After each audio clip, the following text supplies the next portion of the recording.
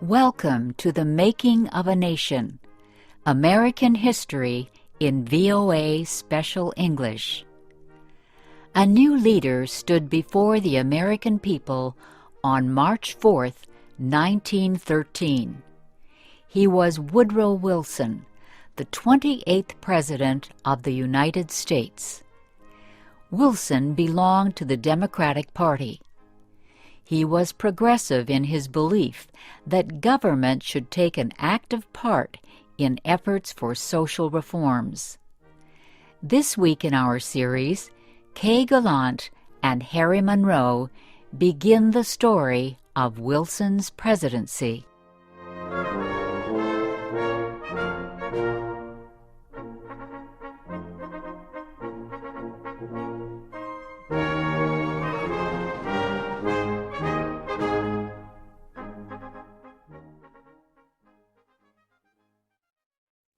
Woodrow Wilson had spent most of his life at Princeton University. First, he was a professor. Then he was university president. Next, Wilson was elected governor of the state of New Jersey. His early success as governor made him a leading candidate for the Democratic presidential nomination in 1912. Wilson traveled widely around the country during the campaign. He made speeches to many groups.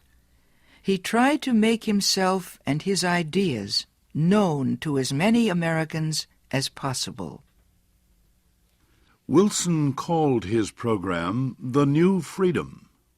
One of his campaign promises was to fight for better conditions for America's small business owners. Such proposals helped him win the Democratic nomination for president. Then he defeated President William Howard Taft and former President Theodore Roosevelt in the election. Woodrow Wilson, the former president of a university, had become the president of a nation. The largest crowd in Washington, D.C.'s history welcomed Wilson outside the Capitol building on the day of his inauguration. He called on the American people to join him in making the country a better place. "Our duty," Wilson said, "is to correct the evil without hurting the good. I call all honest men, all patriotic, all forward-looking men to my side."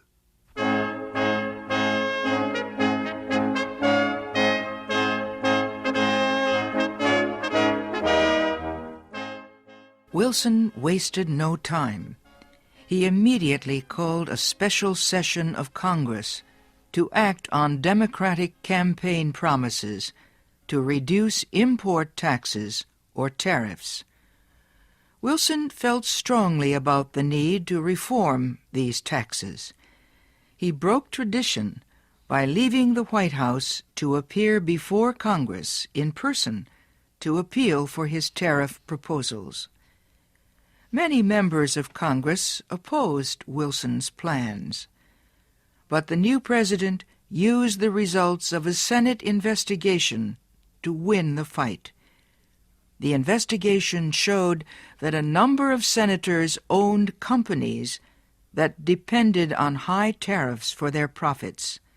The votes of these senators were influenced by their property holdings. Public knowledge of the situation forced many of them to give up their holdings and stop resisting tariff reform. Congress finally approved Wilson's proposals. Lower tariffs reduced the amount of money taken in by the federal government. So the Senate also approved a tax on income or earnings.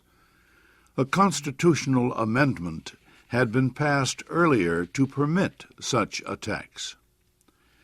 President Wilson and the Democratic Party were pleased with the new tariff and income tax bills.